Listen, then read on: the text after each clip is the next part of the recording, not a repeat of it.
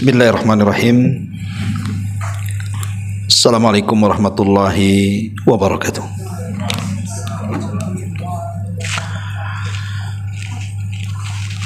Alhamdulillah wassalatu wassalamu ala Rasulillah wa ala alihi wa sahbihi wa mawalah wa la hawla wa la quwata illa billahi wa ba'du. Alhamdulillah, segala puja dan puji hanya milik Allah subhanahu wa ta'ala. Salawat dan juga salam kita hadiahkan kepada Rasul kita Nabi besar Muhammad sallallahu alaihi wa ala alihi wasallam. Pembahasan di siang atau pagi menjelang siang ini, kita akan membahas tentang 3 doa yang Nabi SAW bersumpah dengan 3 doa ini, bahwa 3 doa ini kalau kita berdoa dengannya maka tidak akan ditolak alias dikabulkan Allah Subhanahu wa ta'ala. Apa saja 3 doa yang Nabi SAW bersumpah di sini bahwa doa-doa ini pasti mustajab. Ma'asyiral muslimin wal muslimat rahimani wa rahimakumullah. Secara umum bahwa tidak ada amalan yang lebih mulia di hadapan Allah Subhanahu wa ta'ala melebihi doa. Kata Nabi SAW, laisa syai'un aqram indallahi minad du'a. Tidak ada sesuatu yang lebih mulia di hadapan Allah Subhanahu wa ta'ala melebihi sebuah doa. Karena doa itu gambaran daripada tauhid seseorang. Bahkan dalam setiap ibadah yang kita lakukan pasti terkandung doa di situ. Ibadah apa saja. Karena minimalnya saat kita melakukan ibadah, kita hanya mengharap bahwa ibadah-ibadah kita itu diterima dan berpahala. Makanya doa ini nilainya sangat tinggi sekali. Tapi sayang, banyak yang tidak tahu nilai sebuah doa. Padahal para nabi dan rasul mereka sangat mengagungkan doa. Seolah-olah tidak ada yang tahu nilai sebuah doa kecuali mereka para nabi dan rasul dan orang-orang yang mengikuti mereka dengan baik. Kita lihat saja beberapa kisah yang dicantumkan dalam Al-Quranul Karim. Bagaimana para nabi itu saat mereka ditimpa kesulitan, maka mereka akan tadarru, merendahkan diri kepada Allah dan berdoa agar kesulitannya dihilangkan. Bagaimana Nuh alaihi salatu wassalam yang ketika kapalnya diombang-ambingkan ombak itu, yang sebelumnya Nuh alaihi salatu wassalam hampir tidak selamat dari kaumnya. Setelah 950 tahun berdakwah tetapi ditolak dakwahnya. Sampai-sampai ketika kaumnya sudah hampir berani bahkan mengancam untuk membunuh Nabi Nuh, maka Nuh berdoa kepada Allah, Rabbi inni maglubun fantasir. Ya Allah, aku hampir dikalahkan oleh kaumku, maka tolong aku. Maka semata-mata Nuh berdoa kepada Allah Subhanahu wa ta'ala. Karena setiap nabi itu kan punya doa yang mustajab. Semua para nabi sudah mereka panjatkan doa-doa itu kecuali Nabi kita Muhammad sallallahu alaihi wasallam. Sengaja tidak diungkapkan doa itu di dunia, tetapi untuk menjadi simpanan di akhirat. Lah, salah satu doa yang diijabah oleh Allah, doanya Nabi Nuh adalah Nuh meminta kehancuran kepada kaumnya. dan mengatakan la tadhar 'alal ardi minal kafirina dayyara. Jangan kau sisakan satu jiwa pun ya Allah kecuali kau binasakan. Dan Allah kabulkan. Makanya ketika Nuh alaihi salatu wasallam meminta pertolongan kepada Allah, maka Allah katakan fa fatahna abwabas sama bima'in munhamir wa fajjarnal arda uyunan faltaqal ma ala amrin qad qudir. Maka Allah Subhanahu wa taala buka pintu-pintu langit, kemudian dihujani sederas-derasnya bumi itu. Kemudian sumber-sumber air yang ada di bumi dipancarkan ke langit, sehingga berjumpalah dua air itu dan menjadi banjir bandang tupan yang sangat besar dan melululantakkan semua yang ada, menenggelamkan semua manusia dan tidak ada yang selamat kecuali yang ada di perahu Nuh alaihi salam. Begitulah nilai sebuah doa. Nuh berdoa kepada Allah. Saat kapalnya diombang-ambingkan ombak, dia pun meminta keselamatan kepada Allah, dan Allah mengatakan di dalam Al-Qur'anul Karim, fa'anjainahu wa ahlahu minal karbil azim. Kami selamatkan Nuh dan seluruh keluarga yang beriman yang ada di perahu itu dari petaka yang sangat hebat. Itu Nuh alaihi salatu wassalam. Kemudian kita lihat nabi-nabi yang lainnya seperti Nabi Allah Zakaria. Lama dia tidak punya keturunan, tetapi dia terus berdoa kepada Allah Subhanahu wa taala agar diberikan keturunan. Maka Zakaria pun berdoa kepada Allah sebagaimana disebutkan dalam surah Al-Imran di permulaan itu. Dan Allah Subhanahu wa taala kabar gembirakan kepada Zakaria. Ketika Zakaria berada di mihrab, malaikat datang dan mengatakan, yubashshiruka bi Yahya. Kami memberi kabar dari Allah bahwa Allah sudah menghabar beritakan engkau akan memiliki putra namanya Yahya. Dan banyak lagi. Nabi Ayub alaihi salatu wasalam yang ditimpa banyak penyakit, akhirnya kemudian berdoa kepada Allah dan mengatakan, inni massaniyadh-dhurr wa anta arhamur rahimin. Akhirnya kemudian Allah Subhanahu wa taala angkat penyakitnya dan Allah kembalikan nikmat-nikmatnya. Termasuk Nabi kita Muhammad sallallahu alaihi wasallam saat perang Badar. Malam harinya Rasul berdoa kepada Allah istighatsah. Maka Allah Subhanahu wa taala firmankan, idzastaghitsuna rabbakum fastajaba lakum. Ketika engkau wahai Muhammad beristighatsah kepada Rabbmu, maka Allah Subhanahu wa taala kabulkan istighatsahmu. Dan keesokan harinya ketika terjadi perang Badar, Allah menangkan. Dan begitulah, tidak ada tahu nilai sebuah doa kecuali para nabi. Harusnya ini sebuah pelajaran bahwa jangan pernah remehkan sebuah doa, karena itu silahul mukmin, senjata kita orang yang beriman. Lah di sana ada doa-doa yang Nabi sallallahu alaihi wasallam bersumpah. Dengan sumpahnya ini, kalau kita memanjatkan dengan doa-doa itu, pasti dikabulkan doa kita. Apa saja itu? Yang pertama,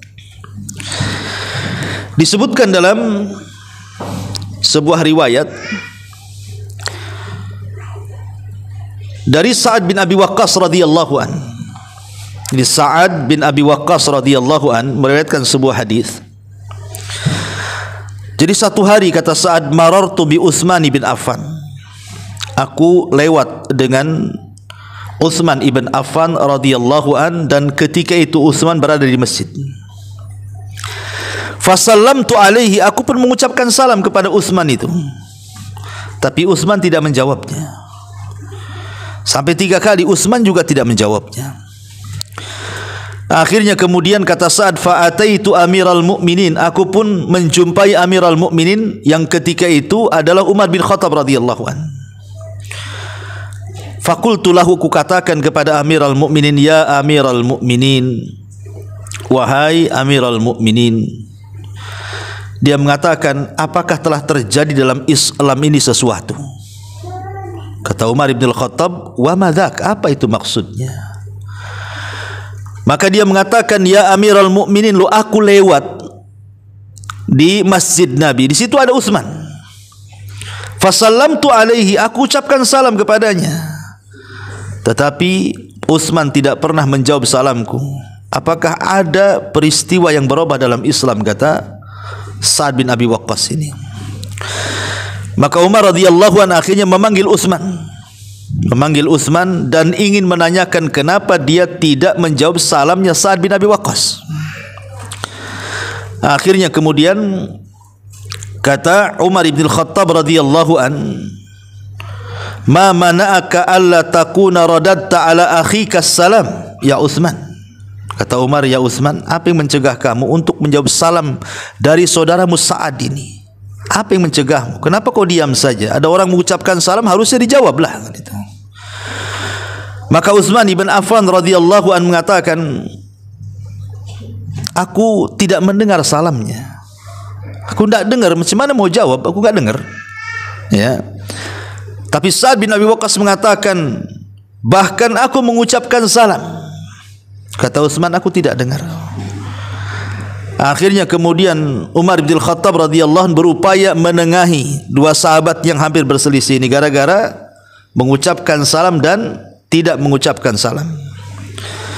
Maka akhirnya kemudian Utsman pun mengatakan, "Ya Amirul Mukminin, boleh jadi ketika itu memang aku sedang ada masalah. Aku sedang ditimpa masalah.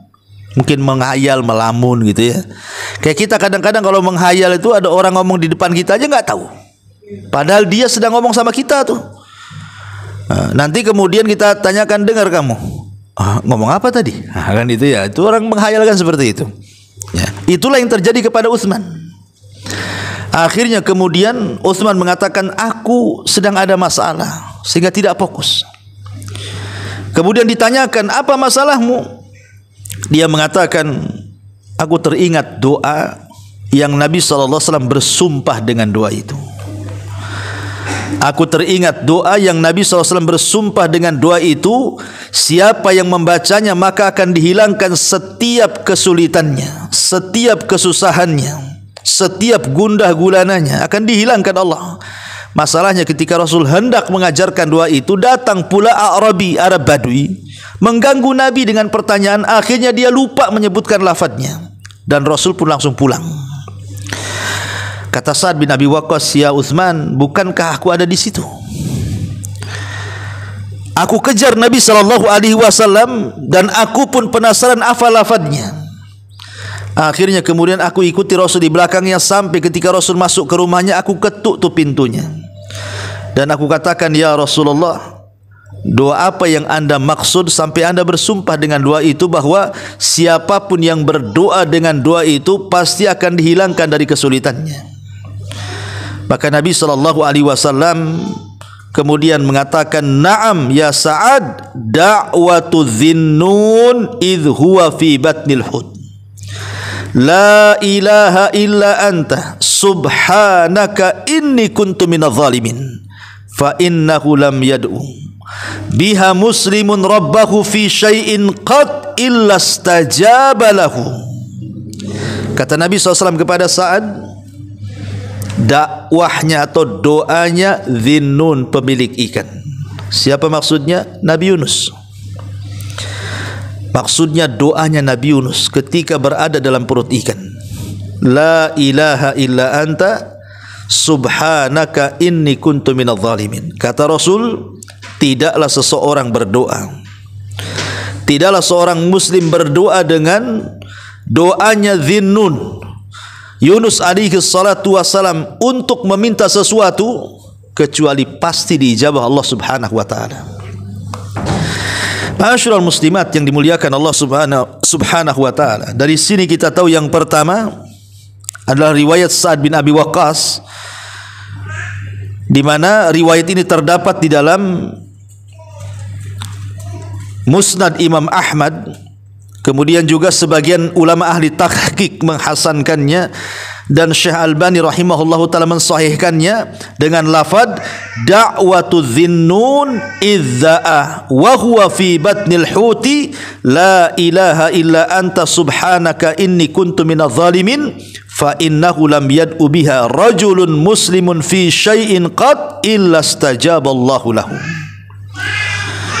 Doanya Dhinnun, Nabi Yunus, ketika dia berdoa dan dia di dalam perut ikan, dengan lafaz la ilaha illa anta, tidak ada sesembahan yang berhak disembah kecuali engkau, subhanaka maha suci engkau, inni kuntu minadh zalimin, sesungguhnya aku benar-benar tergolong orang-orang yang melakukan aniaya atau zalim. Kata Rasul, fa innahu lam yad'u biha rajulun muslim, tidaklah seseorang berdoa dan dia seorang muslim fi syai'in qat, meminta sesuatu, illa stajaballahu lahu, kecuali Allah akan kabulkan permintaannya. Inilah doa yang Rasul bersumpah bahwa siapapun yang berdoa dengan Dhinnun, doanya Nabi Yunus, pasti dikabulkan. Ma'asyiral muslimat yang dimuliakan, ma'asyiral muslimin wal muslimat rahimani wa rahimakumullah. Para ulama mengatakan kenapa demikian, karena ada 5 poin yang harus dicatat dalam doa ini. Yang pertama, bahwa Nabi SAW tegas mengatakan dalam hadis ini, ketika orang yang berdoa dengan doanya Nabi Yunus itu, Rasul dengan tegas mengatakan illa stajaballahu lahu, pasti dikabulkan. Rasul yang mengatakan pasti dikabulkan. Ya, ini yang pertama. Yang kedua, di dalam lafaz doa itu ada lafdut tauhid, lafaz tauhid, la ilaha illa anta, itu lafaz tauhid. Dan lafaz tauhid itu adalah lafaz yang paling agung. Bahkan Rasul mengatakan afdalu kalimati la ilaha illallah, seutama-utama kalimat adalah kalimat la ilaha illallah. Artinya bahwa tauhid inilah yang menjadikan kemudian lafaz ini menjadi agung. Dan Nabi SAW sampai kemudian dalam riwayat tadi, ketika hiwar antara Sa'ad dengan Utsman ibn Affan radhiyallahu an, di situ Nabi SAW menjanjikan siapapun yang membaca doa ini, maka dia akan keluar dari kesempitan dan kesulitan hidup. Ini yang kedua. Yang ketiga, bahwa hamba Allah ketika melihat doa ini dengan seksama, betul-betul kita renungkan doa itu, maka di sini ada ahammiyatu istishari azamatillahi azza wajalla. Di sini ada perasaan pengagungan kepada Allah azza wajalla. Kenapa demikian? Pertama, di situ ada kalimat tauhid, la ilaha illa anta. Yang kedua ada kalimat at-taqdis, subhanak, pensucian Allah. Dan yang ketiga ada kalimat inkisar, merasa rendah dirinya kita di hadapan Allah, bahwa kita ini makhluk yang mudah melakukan dosa dan kezaliman. Makanya ketika kita pahami 3 makna ini, harusnya muncul kepada hati kita ini perasaan istishar bi azamatillah, lebih mengagungkan Allah Subhanahu wa taala. Kemudian yang keempat, bahwa tashtamilu shighatad du'a ala asbabil ijabati wa hiyal imanu billahi wahda.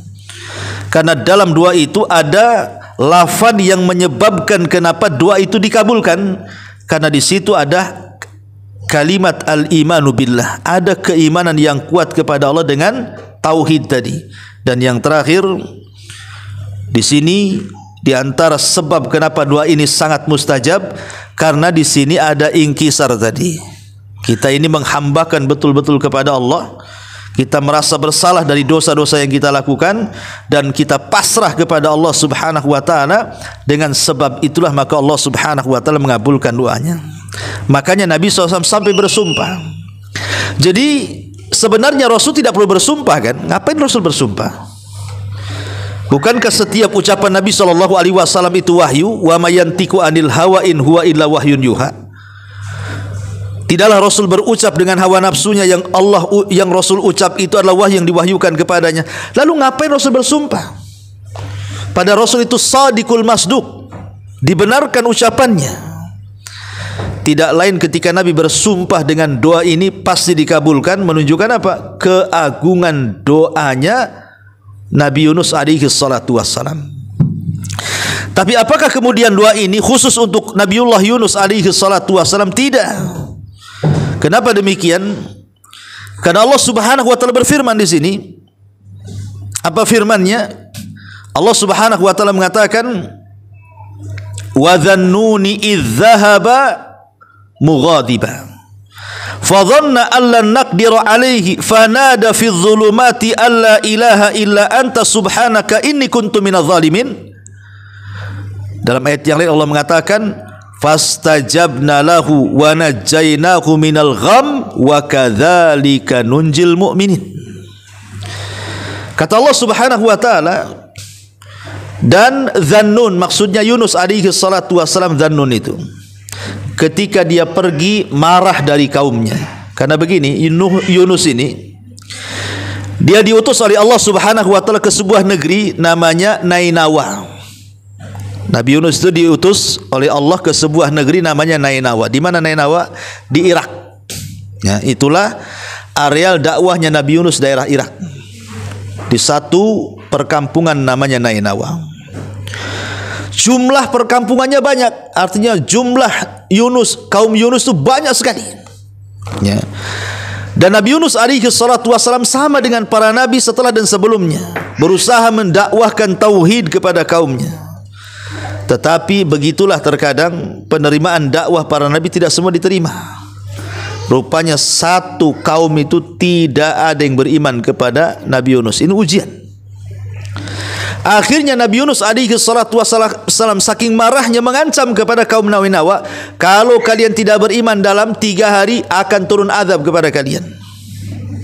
Ditunggu sehari tak nampak azab, ditunggu 2 hari tak nampak azab. Akhirnya ketika mau masuk hari ketiga, Yunus pun pergi. Rupanya di hari ketiga, di saat Nabi Yunus pergi meninggalkan kaumnya, kaumnya melihat tanda-tanda azab itu. Akhirnya ketakutan, beriman semuanya. Tapi Nabi Yunus tidak tahu karena sudah pergi masalahnya. Ya. Makanya Nabi Yunus akhirnya mencari daerah baru. Naiklah dia kepada sebuah perahu. Tiba-tiba Allah takdirkan perahu ini berhenti di tengah lautan. Akhirnya nampak ada ikan besar yang mengitari perahunya itu. Semua manusia ketakutan. Semua manusia ketakutan. Dan mereka harus mengorbankan 1 orang supaya dikasih makan ikan, supaya ikannya menjauh dan tidak mencelakakan semuanya. Akhirnya terjadilah undian di sini, dikoclok bahasa kitanya ya. Kira-kira siapa yang berhak untuk dilemparkan ke dalam lautan untuk menjadi mangsa ikan itu, supaya ikan ini menjauh. Ya. Akhirnya kemudian setelah dikocok gitu ya, kayak Ibu Arisan tuh, keluar pula Nabi Yunus itu namanya. Orang-orang mengatakan janganlah, zahirnya dia orang soleh, bagus yang lain saja yang keluar namanya, bagus preman aja dikorbankan. Tetapi dikocok lagi, Yunus lagi yang keluar, Yunus lagi yang keluar. Nabi Yunus baru sadar, mungkin ini kesalahan dia, meninggalkan kaumnya padahal belum diizinkan Allah Azza wa Jalla. Akhirnya dia pun melemparkan diri dari kapal itu, langsung ditelan ikan. Tapi Allah Subhanahu wa taala sudah perintahkan kepada ikan itu, telan jangan kunyah katanya. Kalau dikunyah habislah. Ya, akhirnya ditelan saja. Masuklah di perut ikan. Kemudian ikan itu meninggalkan perahu itu, kemudian masuk ke dasar lautan. Tidak dijelaskan berapa hari, berapa minggu, berapa bulan, wallahu a'lam. Nabi Yunus itu di perut ikan itu. Yang jelas setiap ikan itu masuk ke dasar lautan, Yunus mengalami 3 kegelapan. Kegelapan perut ikan, kegelapan dasar lautan, kegelapan tengah malam. Secara logika harusnya Yunus meninggal.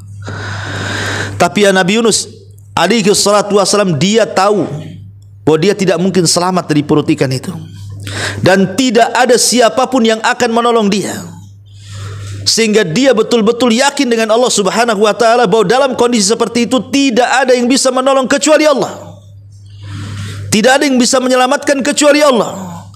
Akhirnya Nabi Yunus alaihi salatu wassalam terus memanjatkan kepada Allah sebuah doa dan juga zikir yang terus diulang-ulang dalam perut ikan itu. Apa itu? La ilaha illa anta subhanaka inni kuntu minadh dhalimin. Maka ketika Nabi Yunus terus berdoa dengan doa ini, apa yang terjadi? Fastajabna lahu, maka kami kabulkan doanya. Wa najjainahu, kami selamatkan dia, minal gham, dari gham, dari kesulitan hidup dalam perut ikan tu. Wa kadzalika nunjil mu'minin, begitu juga kami selamatkan bagi orang-orang yang beriman. Kalimat begitu juga kami selamatkan orang-orang yang beriman menunjukkan bahwa doa itu bukan khusus bagi Nabi Yunus saja, tapi doa itu umum bagi setiap orang yang beriman. Boleh kita baca. Dan khasiatnya sama dengan doa yang dibaca Nabi Yunus dalam perut ikan. Allah keluarkan Yunus, kata Allah, falaula minal musabbihin la labisa fi batnil huti ila yaumi yub'atsun. Kalaulah Yunus bukan orang yang ahli tasbih, tentu Yunus akan berada di perut ikan itu sampai kiamat dibangkitkan. Akhirnya Allah keluarkan Nabi Allah Yunus dari perut ikan dan Allah selamatkan. Kata Nabi SAW dalam hadis ini, siapapun yang berdoa dengan doanya Dhinnun Yunus alaihi salam, la ilaha illa anta subhanaka inni kuntu minadh dhalimin, lam yad'u rajulun muslimun fi syai'in qad illa stajaballahu lahu. Tidaklah seorang muslim berdoa dengan doa itu kecuali pasti dikabulkan. Makanya saya sarankan, kalau kita hendak berdoa kepada Allah Subhanahu wa taala, sisipkan doanya Nabi Yunus, gitu maksudnya. Kita mau minta apa nih? Ya. Ibu-ibu yang jomblo pengen kawin, atau yang janda pengen nikah lagi, atau yang ya udah nikah enggak bisa lah, ya. Jadi bapak-bapak, ya, kemudian juga yang sulit ekonomi, yang banyak penyakit ingin disembuhkan, yang pokoknya banyak masalah lah. Hidup ini kan pasti banyak masalah, tidak mungkin tidak ada masalah. Setiap orang itu pasti punya masalah, entah masalah kesehatan, entah masalah ekonomi, entah masalah keluarga, entah masalah itu banyak, dengan anak, dengan orang tua, dengan suami, dengan pasangan, dengan tetangga, dengan rekan kerja dan begitu seterusnya. Semua orang punya masalah.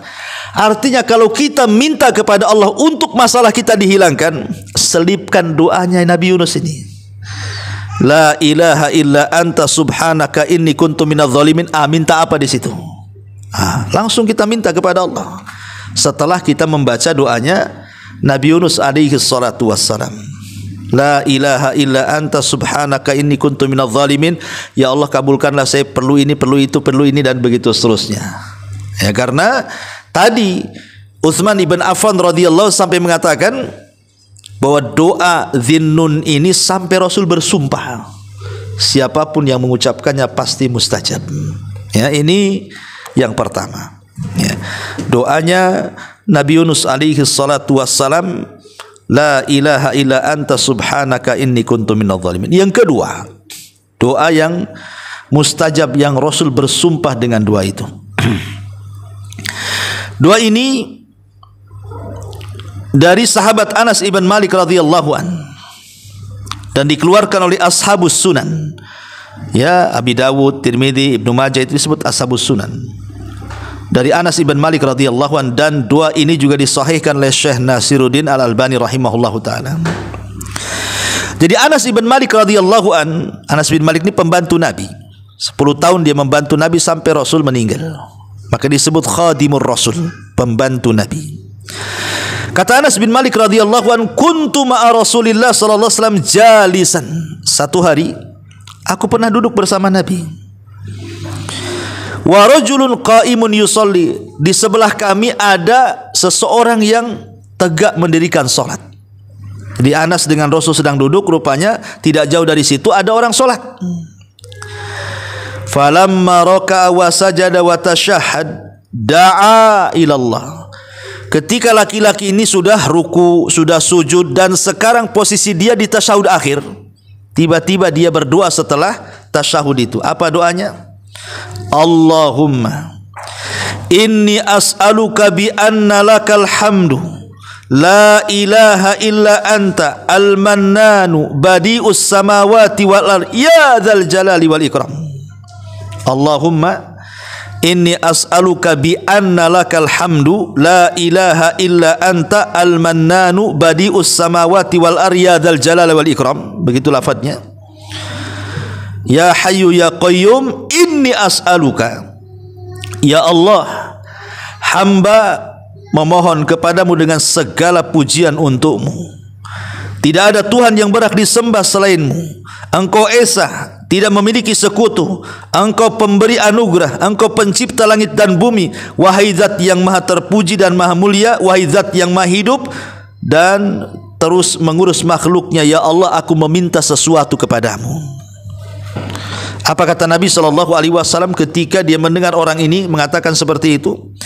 Kata Nabi SAW, walladhi nafsi biyadi. Di sini sumpahnya, walladhi nafsi biyadi, demi zat yang jiwaku berada di tangannya. Ini arti kalimat sumpah. Demi zat yang jiwaku berada di tangannya. Rasul bersumpah nih, ya. Laqad Allah bismihil a'zam, laqad Allah bismihil azim, alladzi idza du'iya bihi ajab wa idza su'ila bihi a'ta. Sungguh orang itu telah berdoa dengan nama Allah yang agung, yang apabila dia berdoa dengan lafaz itu pasti dikabulkan, yang apabila dia meminta dengan doa itu pasti akan diberikan permintaannya. Lihat, Rasul menjanjikan dua perkara di sini. Siapa yang berdoa maka dikabulkan, siapa yang meminta maka akan diberi. Apa doanya?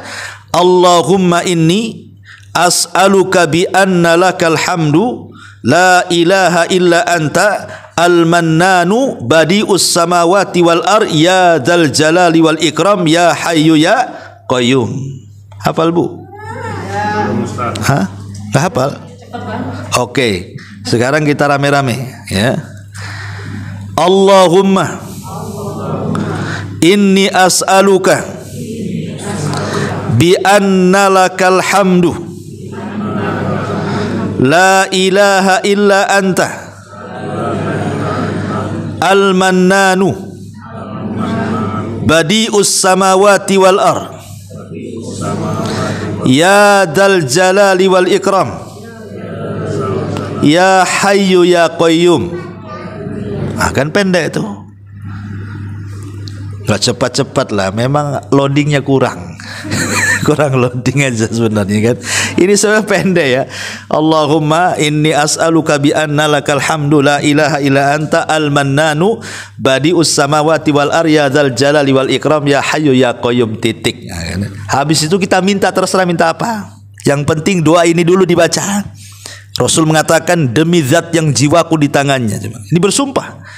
Siapa yang berdoa dengan doa ini kemudian kita meminta apa saja, pasti dikabulkan doanya, pasti diberikan permintaannya. Ini sumpah Nabi. Pertanyaannya apa? Kenapa sampai mustajab doa ini?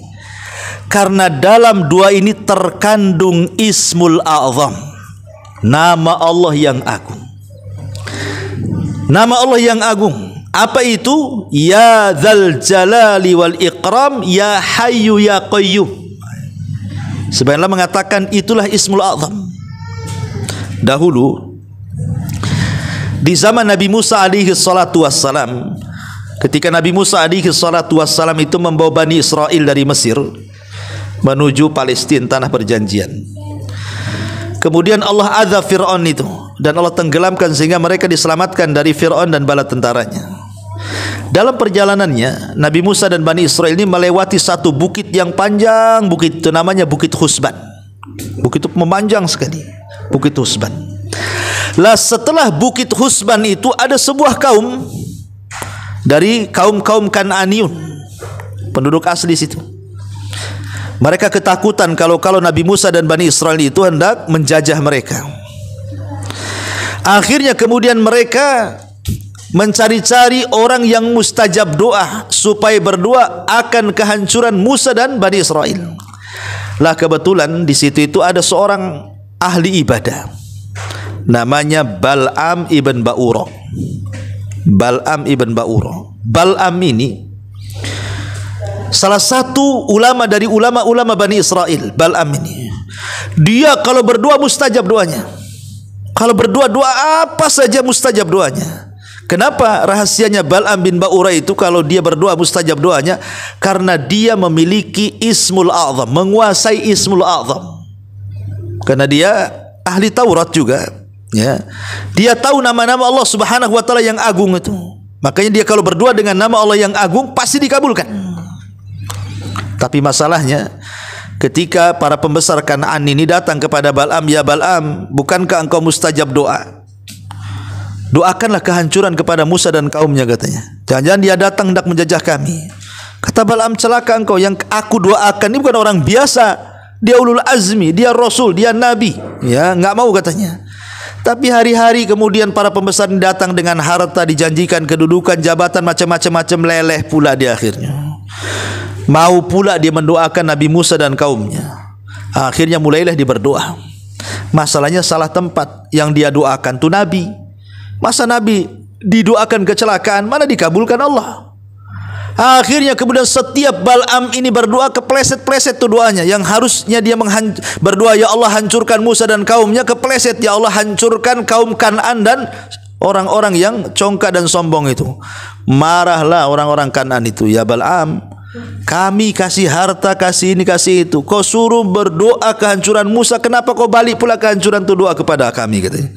Kata Bal'am, tak tahu kok kepleset-pleset gini lidahku, katanya. Ya.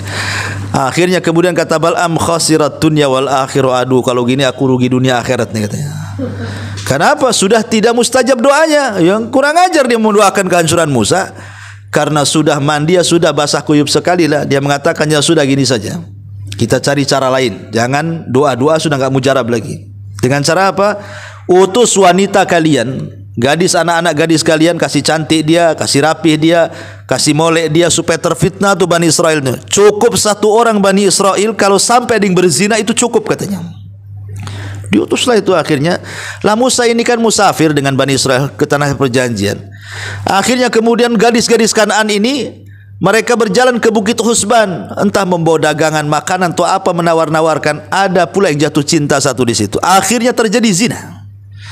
Ketika terjadi perzinahan itu, turunlah taun kepada mereka. Dan tidak dicabut penyakit itu sampai diketemukan siapa pezinanya, kemudian dibunuh, baru dihilangkan penyakitnya. Tapi maksud saya itu, bagaimana Bal'am ini doanya mustajab? Kenapa? Karena dia menguasai Ismul A'zam. Ya tentu Ismul A'zam di zaman dulu, dalam kitab-kitab dulu Taurat, Injil dan Zabur akan berbeda dengan Ismul A'zam yang ada dalam Asmaul Husna yang kita senantiasa hafal. Lah Asmaul Husna itu kan 99, walaupun itu bukan batasan. Tapi dalam Asmaul Husna itu ada nama-nama Allah yang disebut dengan Ismul A'zam, yang kalau kita berdoa bertepatan dengan Ismul A'zam itu, maka akan mustajab. Lah sebagian para ulama ada yang mengatakan Ismul A'zam itu adalah Ya Dzal Jalali wal Ikram. Ada juga yang mengatakan Ya Hayyu Ya Qayyum. Ada yang mengatakan Allah, ya. Dan ini tiga-tiganya terkandung di sini. Kalau seandainya ada yang mengatakan Allah, Allah ada di situ. Kalau ada yang mengatakan Ya Dzal Jalali wal Ikram, di situ juga ada kalimat Ya Dzal Jalali wal Ikram. Kalau yang mengatakan Ya Hayyu Ya Qayyum, di situ juga ada kalimat Ya Hayyu Ya Qayyum. Berarti pasti di antara tiga nama ini ada Asma'ullahil A'zam. Makanya kenapa Rasul sampai bersumpah di sini, demi zat yang jiwaku di tangannya, siapapun yang berdoa di sini, kalau dia berdoa diijabah, kalau dia minta pasti dikasih. Makanya kata Nabi SAW, alidhu biyadzal jalali wal ikram. Perbanyak oleh kalian mengucap kalimat Ya Dzal Jalali wal Ikram. Contohnya begini, ya Allah, aku mau usaha, tolonglah mudahkan usaha saya, Ya Dzal Jalali wal Ikram. Begitu ya. Ya Allah, saya ini mau safar, mudah-mudahan selamat sampai tujuan, Ya Dzal Jalali wal Ikram. Ya, ya Allah, saya ini baru buka usaha, janganlah gulung tikar, kalau bisa bentang-bentanglah tikar tuh, Ya Dzal Jalali wal Ikram. Begitu maksud. Perbanyak setiap doa itu diakhiri dengan kalimat Ya Dzal Jalali wal Ikram, gitu maksudnya. Karena ada sebagian ulama mengatakan Ya Dzal Jalali wal Ikram itu adalah Ismul A'zam. Tapi ada juga yang mengatakan bukan itu, tapi Ya Hayyu Ya Qayyum. Ismul A'zam itu Ya Hayyu Ya Qayyum. Ya, dan begitu seterusnya. Tapi di sini maknanya, maksudnya ketika kita berdoa dikabulkan, ketika kita meminta diberi itu kapan? Saat kita berdoa dan menyelipkan doa ini. Allahumma inni as'aluka bi anna lakal hamdu la ilaha illa anta al-mannanu badi'us samawati wal ardh ya dzal jalali wal ikram ya hayyu ya qayyum. Setelah itu silahkan minta apa saja yang kita minta kepada Allah. Maka kata Rasul, kalau dia berdoa dikabulkan, kalau dia minta pasti akan diberikan permintaannya. Ini yang kedua. Yang ketiga, ya, di antara doa yang Rasul bersumpah juga pasti akan dikabulkan. Hadis yang terdapat dalam Sunan Tirmidzi dan juga disahihkan oleh Syekh Nasiruddin Al-Albani. Hadis ini dari sahabat Buraidah ibn Husayb Al-Aslami radhiyallahu an. Jadi dia menceritakan sami'an Nabi sallallahu alaihi wasallam rajulan yad'u.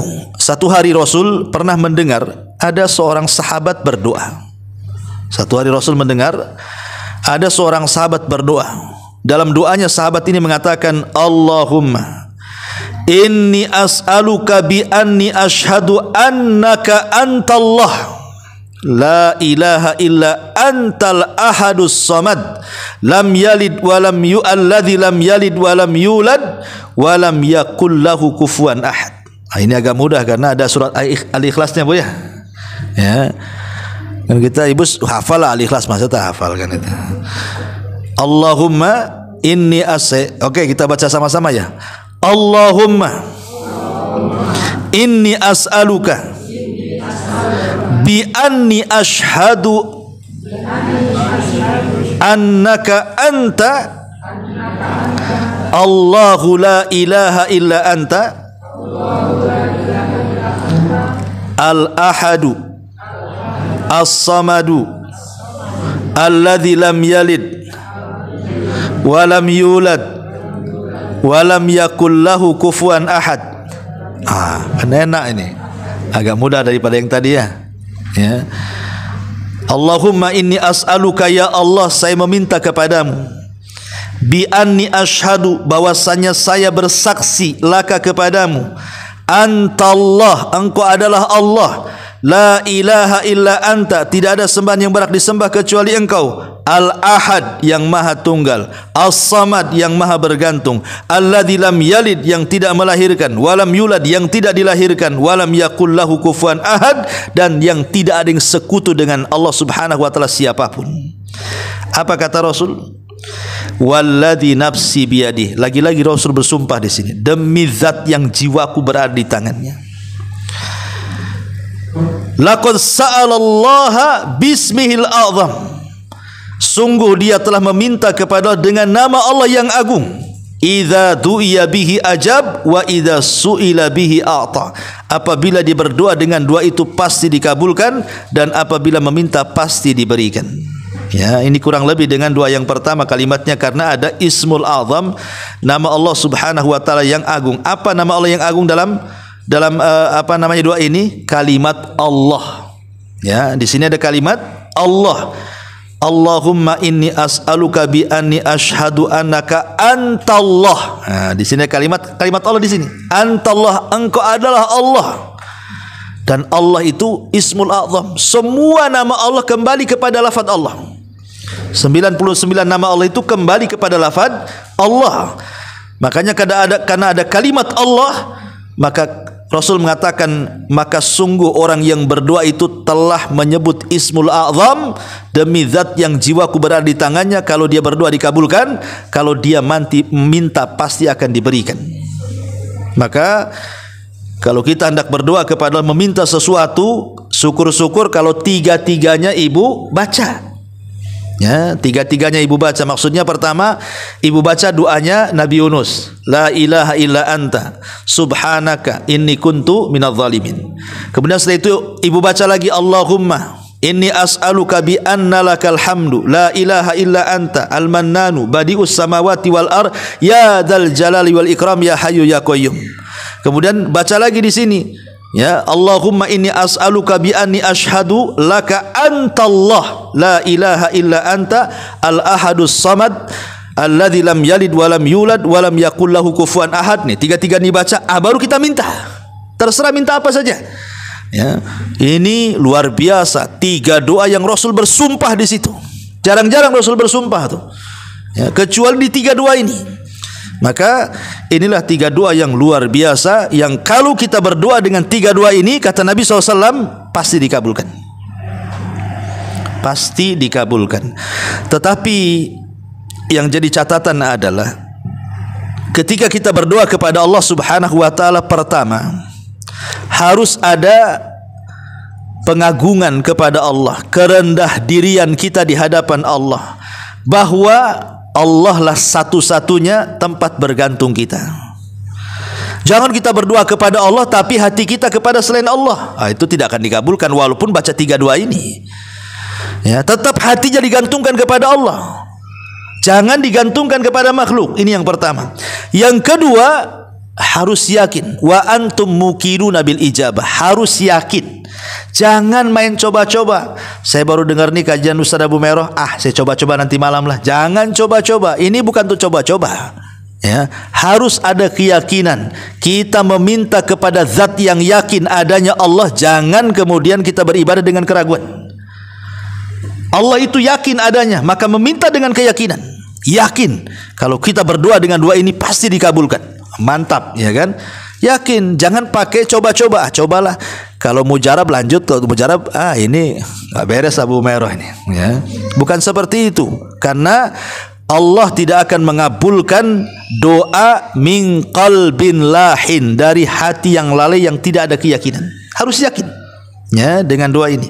Kemudian yang ketiga juga secara umum, ya, secara umum maknanya jauhi hal-hal yang bisa doa itu tertolak di hadapan Allah Azza wa Jalla. Seperti isi doanya, jangan sudah habis baca doa tiga ini, umpamanya doa la ilaha illa anta subhanaka inni kuntu minadz zalimin, kemudian yang kedua, yang ketiga, habis itu ya Allah hancurkan usaha orang sebelah. Nggak boleh, ya. Betul dia tiga doa ini mantap, setelahnya disuruh pula ya Allah hancurkan orang sebelah itu. Ya Allah kasihlah penyakit tetangga sebelah itu. Ya. Ya jangan, tidak boleh, ya, karena doa kalau terkandung dosa atau memutus silaturahim tidak akan dikabulkan walaupun mukadimahnya sudah bagus.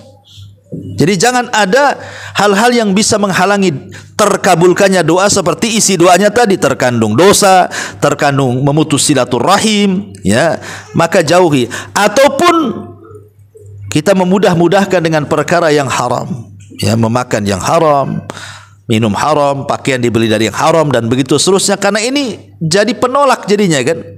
Kata Nabi SAW, ada seorang laki-laki di zaman dulu tangannya sampai ke atas, padahal dia seorang musafir, dia sedang sulit, dia terus memanjatkan ya Rob, tapi tidak dikabulkan doanya. Kata Nabi SAW, bagaimana akan dikabulkan doanya? Padahal orang ini punya banyak syarat untuk dikabulkan doa, tapi tidak dikabulkan doanya.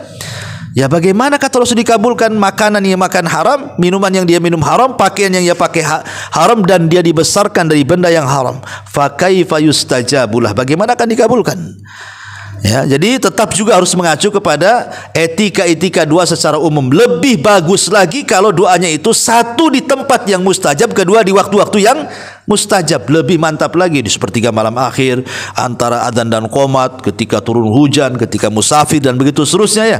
Jadi itu lebih mantap lagi. Atau mungkin kita gunakan untuk doa dalam sholat. Setelah tentu ya yang jelas-jelas dulu dibaca. Mungkin kita bisa ambil dalam sujud. Kalau ibu sholat sendiri, ya, dalam sujud, setelah kita membaca subhana rabbiyal a'la wa bihamdi, subhana rabbiyal a'la wa bihamdi, subhanallah, baru baca doa ini, kemudian kita meminta, ya. Atau di akhir tasyahud, setelah meminta 4 perlindungan, kan, ya, min adzabi jahannam wa min adzabil qabri wa min fitnatil mahya wal mat wa min syarri fitnatil dajjal. Bacalah la ilaha illa anta, ini subhanaka inni kuntu minadz zalimin, kemudian ibu minta sesuatu. Nah, itu lebih baik lagi di tempat-tempat yang bagus, kan, ketika sholat atau di sepertiga malam. Dan begitu, yang jelas bahwa kenapa kemudian doa ini dilebihkan di antara doa-doa yang lainnya, karena Rasul bersumpah, masalahnya di situ, ya. Kalau doa lain kan Rasul tidak bersumpah. Rasul yang mengatakan, ya memang kalau anda berdoa seperti ini mustajab, tapi yang sampai bersumpah, ya ini doa-doa ini aja. Yang Rasul sampai bersumpah, kalau kita menyebutkan atau membaca doa ini kemudian meminta sesuatu, maka akan diijabah oleh Allah Subhanahu wa taala. Wallahu alam. Ini yang bisa sampaikan karena sudah jam 11.20. Kalau ada pertanyaan satu saja, kalau enggak apa-apa ya, kita langsung balik. Iya, silakan. Masalah puasa saya tanya. Iya. Puasa sunnah misalkan kita puasa Daud Ustaz. Terus kalau misalkan tanggal 13, 14, 15 kan Yaumul Fitr. Iya. Bolehkah kita sambung gitu Ustaz kalau kita sudah puasa Daud? Kalau sudah puasa Daud, yang lain lewat, Bu. Karena kalau puasa Daud itu sudah mewakili semua puasa. Karena Rasul mengatakan khairus siam Daud. Sebaik-baik puasa sunnah adalah puasa Daud. Kalau ibu sudah puasa Daud, yang lain tidak perlu puasa. Ya. Jadi cukup Daud saja sudah mewakili semuanya. Tidak usah diborong, nanti ibu capek sendiri. Wa man yushaddadin illa ghalabah. Siapa yang memaksakan diri memborong semua ibadah, puasa sunnah Daudnya iya, Senin Kemisnya iya, Ayamul Bidnya iya, Qadha Ramadannya iya, semua nanti capek, Bu. Nanti ibu makin kurus, ya. Jadi kalau sudah puasa Daud cukup, itu saja istiqomah di situ.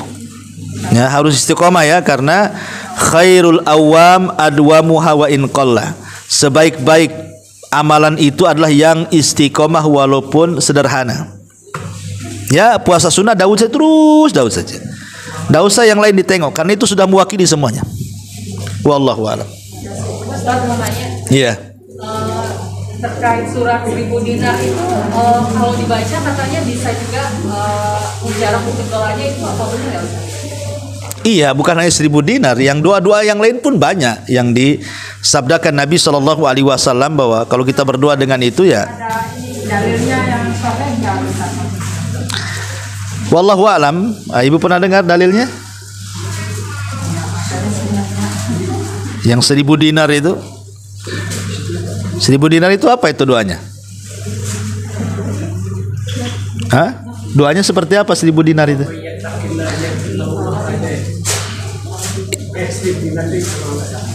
Iya, itulah ayatnya. Doanya seperti apa? Ayat 1000 dinar. Itu ayat 1000 dinar, bukan doa 1000 dinar. Ya kalau ayat 1000 dinar iyalah maksudnya. Kalau doa 1000 dinar saya belum pernah dengar. Maksudnya kalau dibaca ini itu tidak ada dalilnya. Ya, kalau hanya baca itu, yang ada adalah doa sapu jagat. Kalau doa sapu jagat ada Allahumma atina fid dunya hasanah wa fil akhirati hasanah wa qina adzabannar. Dan ini yang paling banyak dibaca Nabi. Ya, Allahumma ya Allah atina fid dunya hasanah, berikan kepada kami dunia yang baik, wa fil akhirati hasanah, akhirat yang baik, wa qina adzabannar, dan jauhkan kami dari azab neraka. Itu ada hadisnya. Cukup dengan dua ini saja mencakup semua kebaikan dunia akhirat. Dan ini diajarkan oleh Rasul kepada kita, dan ada faedah besar sapu jagat ini, ya, karena menyapu semua doa masalah terrangkum dalam satu kalimat ini. Tetapi di situ harus dipahami bahwa Rabbana atina fid dunya hasanah wa fil akhirati hasanah wa qina adzabannar ini terkandung 3 perkara. 1, meminta dunia yang baik. 2, meminta akhirat yang baik. 3, meminta supaya dijauhkan dari azab neraka. Berarti di sini porsi meminta dunia itu cukup 1/3 saja. Tapi porsi meminta akhirat itu 2/3. Karena wa fil akhirati hasanah wa qina adzabannar ini akhirat. Dunia itu cuma 1 saja. Atina fid dunya hasanah. Berarti kalau ibu berdoa 1/3 minta dunia, 2/3 minta akhirat, gitu maksudnya. Itulah doa sapu jagat, ya. Tapi kalau doa ayat 1000 dinar ya, secara makna mungkin wa man yattaqillaha yaj'al lahu makhraja wa yarzuqhu min haitsu la yahtasib. Ya, tetapi apakah kemudian dibaca dalam bentuk doa? Itu kan bukan dalam bentuk doa kalimatnya. Hanya memberitahu barang siapa yang bertakwa kepada Allah, maka dia akan dimudahkan urusannya dan akan diberikan rizki dari arah yang tidak disangka-sangka, kan itu ya. Mana kalimat lafaz doanya seperti dimulai dengan kalimat Allahumma umpamanya, ya Allah, atau Rabbana ya Rabb kami, kan tidak ada di situ. Itu hanya ayat saja. Ya, kalau Nabi SAW memang menyebutkan siapa yang membaca ayat sekian maka akan begini, ini kan perlu dalil namanya yang kayak gini ya. Harus ada dalilnya. Ya, walaupun secara maknanya benar, tapi kalau dibuat semacam amalan ini tidak bisa dikhususkan. Harus ada dalil. Ya, karena kita ini beragama itu perlu dalil. Wallahu a'lam. Ya, saya kira cukup. Subhanakallahumma bihamdika asyhadu an la ilaha illa anta astaghfiruka